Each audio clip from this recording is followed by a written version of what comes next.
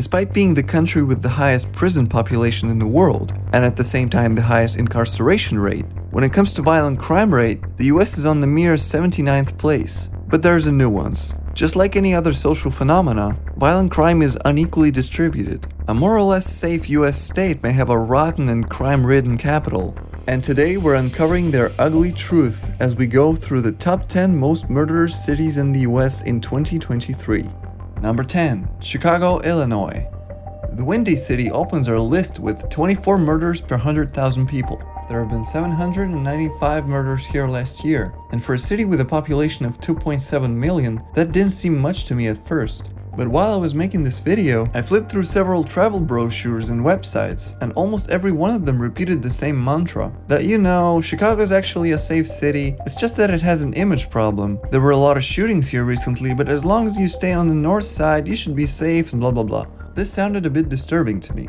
The city is truly a tourist favorite that is known for its vibrant art scene, numerous cultural attractions and architecture, along with the most notorious gangs and gangsters of the 20th century, like Al Capone, the Untouchables, Jaime Weiss and John Dillinger. But what about modern gangs? Oh, they are still active and do all they can to contribute to the city's unusually high crime rate compared to neighboring cities. The police say gangs are responsible for the vast majority of shootings taking place on the south side of the city. In 2022, there were 45 shootings here, and no city in the country can even come close to half that number.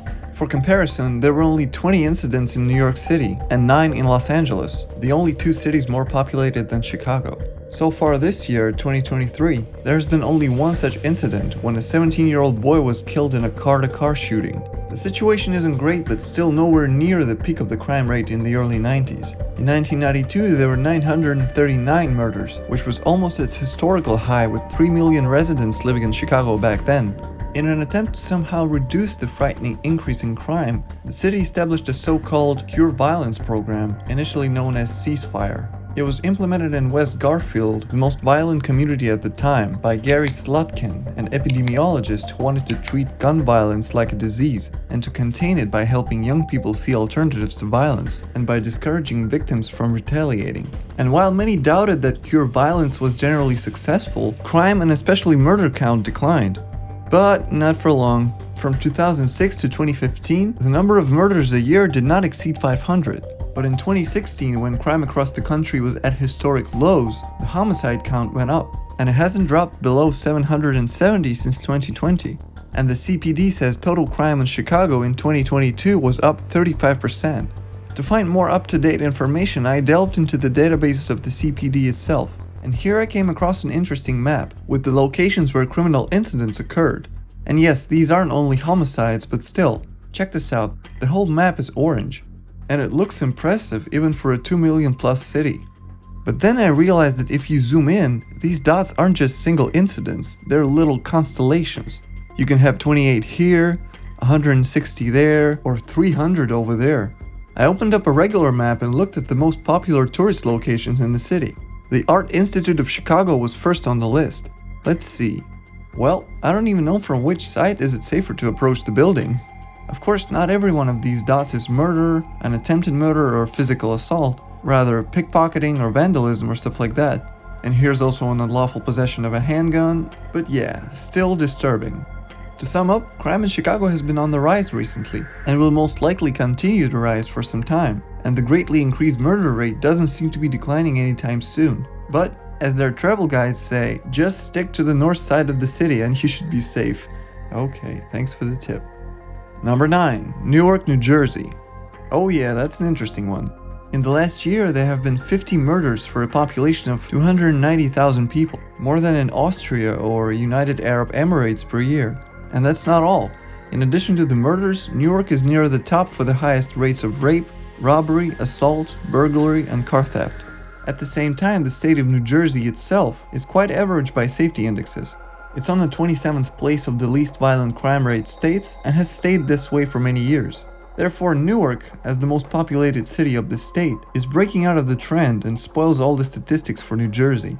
Today, your chance of becoming a victim of either violent or property crime in Newark is 1 in 42. Sounds creepy, right? But 10 years ago, this figure would have been 1 in 37, and that's not to mention the peak values of 1960. This means Newark is safer now more than ever, but it's still really bad here.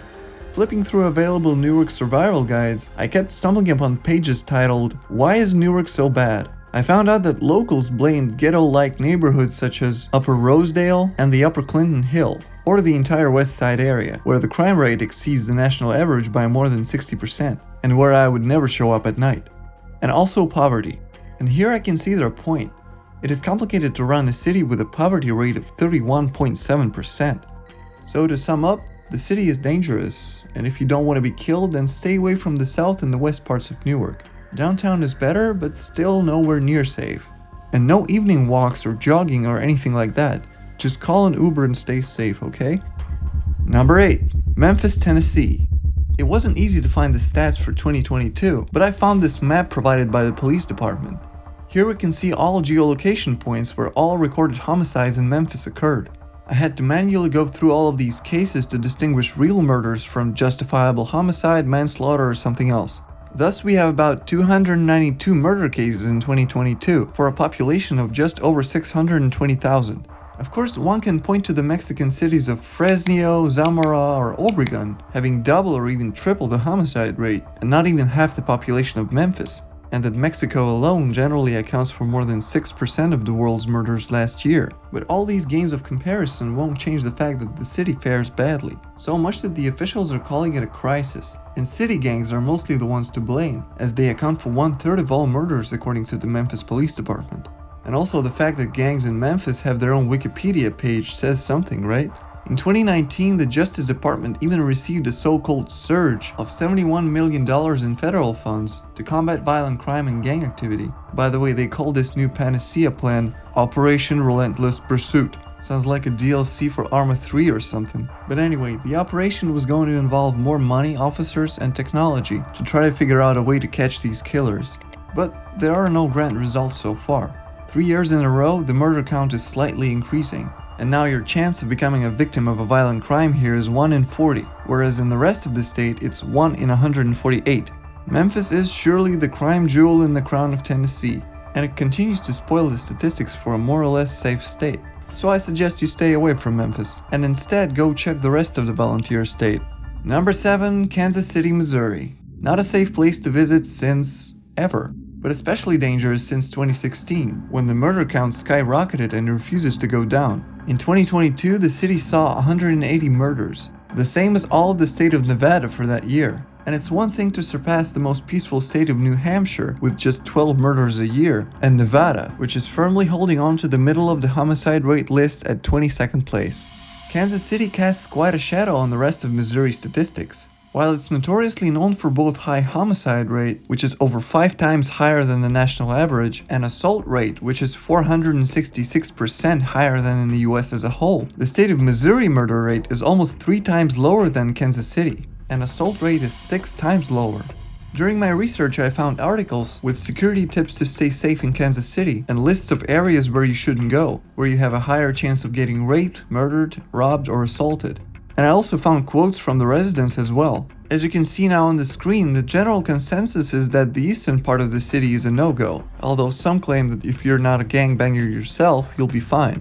Even though 55% of violent crimes in KC happen in homes, tourists outside are still at risk. So make sure you plan your route using crime maps for specific neighborhoods with these websites.